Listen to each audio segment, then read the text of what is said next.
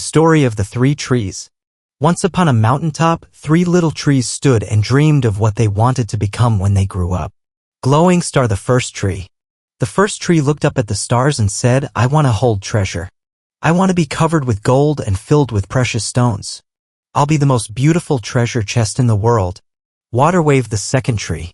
The second tree looked out at the stream flowing to the ocean and said, "I want to be a mighty ship.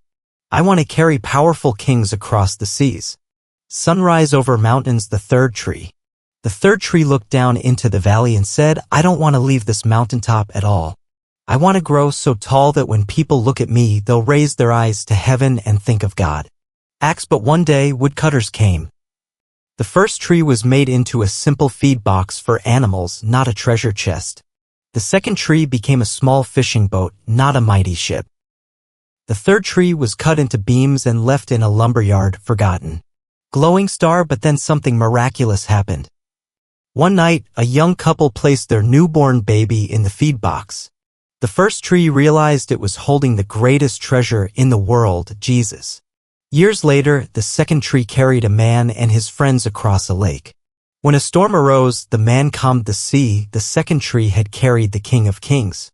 Finally, the third tree was taken and formed into a cross. Though it felt like a cruel fate, it became the symbol of salvation for all humanity. Dizzy moral of the story: God has a purpose for each of us. Even when our dreams seem broken, they may be fulfilled in ways more meaningful than we ever imagined.